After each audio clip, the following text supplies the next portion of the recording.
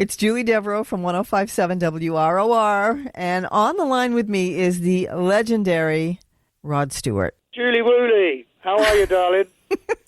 Well, I'm in a bit of a shock. I never thought in my lifetime I'd get a chance to talk with you. I'm a huge fan, all the way back to Jeff Beck Group and Faces and Never a Dull Moment and all of that. So it is an incredible pleasure to talk with you, Rod Stewart. Do you pronounce it Julie Devereaux? Yes, Devereaux. And it's actually my ex-husband's name.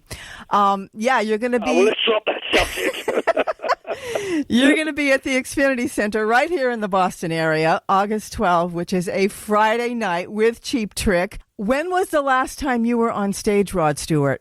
Wow, good question. Probably in March March in Vegas. So not so long ago, but we haven't really been on a tour for 2 years. We've been doing the occasional concerts, but March, and I'm going over to Sunday to continue my residency in Las Vegas. Julie Woolley. Yes, I saw that you have quite a few dates there. So is it like riding a bike? You just get right back into it? No. It's a lot more serious and strenuous than riding a bike. It's you have to get yourself back into the routine. It's like being an athlete. I suppose you can't just throw yourself into the game and expect to perform like you did. You have to work up to it. How did you stay in shape during the COVID? Well, I always stay in shape. I'm in the gym 3 times a week, and I've got a wonderful indoor pool, and I enjoy working out. I think that's what's kept me so fit. I've had a knee replacement, but I'm back sprinting now like I've never sprinted before. Are you still able to play football like you were before? No, but I play with the kids, but no, I can't be competitive anymore because I've got too much to lose if I damage my knee. But I am now kicking the footballs out again at shows. Everyone is signed, kicking the balls to the back of the arena. People will be happy to hear that because I had to stop it for a while. Absolutely. So one of the songs on your new album, which is called The Tears of Hercules, that came out in November, is about basically that, being a sports dad. Yeah, but it was dedicated, Touchline. It was dedicated to my dad, who really brought his 3 sons up to play football, taught them everything about football, lived and died for football, and which is what I'm doing now. And I watch my boys play football on the Touchline. Yeah, it's a song called Touchline. Very, very happy about that song. I listened to it. I listened to your whole album. It's really an emotional album. Oh, thank you. Thank you, Julie. So this is kind of a greatest hits tour, so a lot of the songs everybody's going to be familiar with. Yeah, I think that's, people say, well, how do you work out the set list? And I go, well, I don't. The public demand the songs they want to hear. That's what they've paid, money to see. Obviously, we try and put in a couple of extra ones, brand new, but people don't want to hear the brand new stuff, and neither would I if I had the opportunity right now to go and see Sam Cooke or Otis Redding. I would want to hear all the songs that made them famous. Right. Now, what about a New Faces album? Because I've read a little bit that you might be getting back together with some of the guys. Ronnie Wood and Kenny Jones are the only 2 left. Right. The other 2 kicked the bucket a while ago.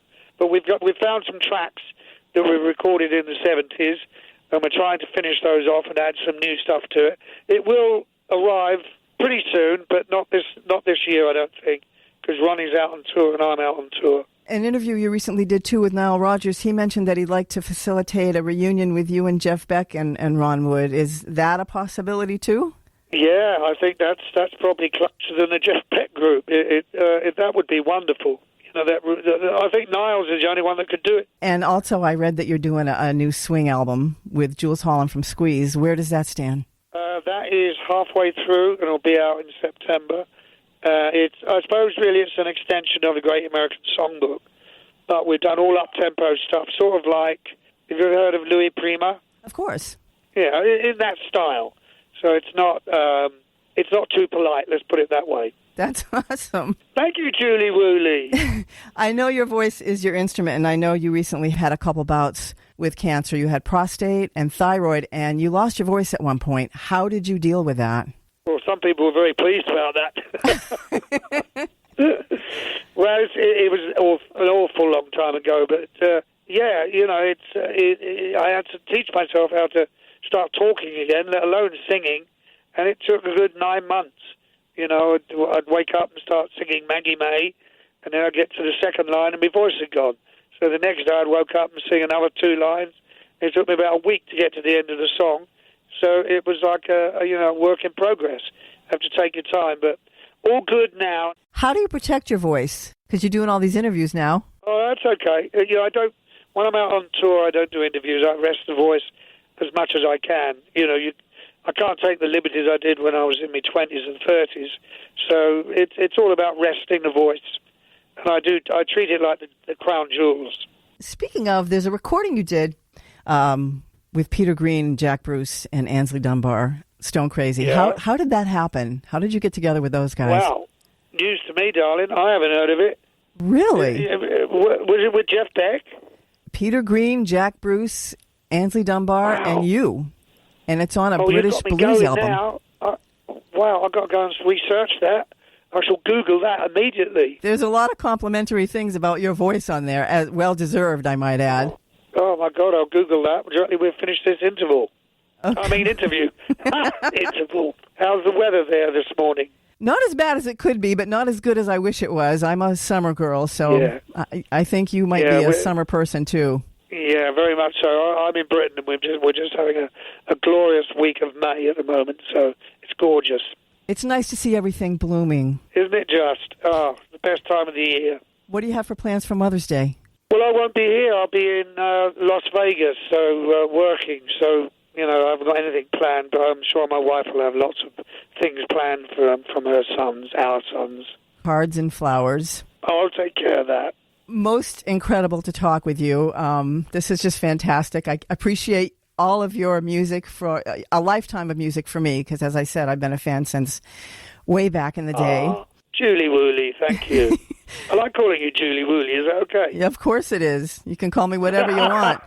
Rod Stewart, coming to Boston, August 12th, Xfinity Center, livenation.com for tickets, and you're there with Cheap Trick. Have a fantastic show. Again, a real pleasure to talk with you. Thanks, Julie. Love you.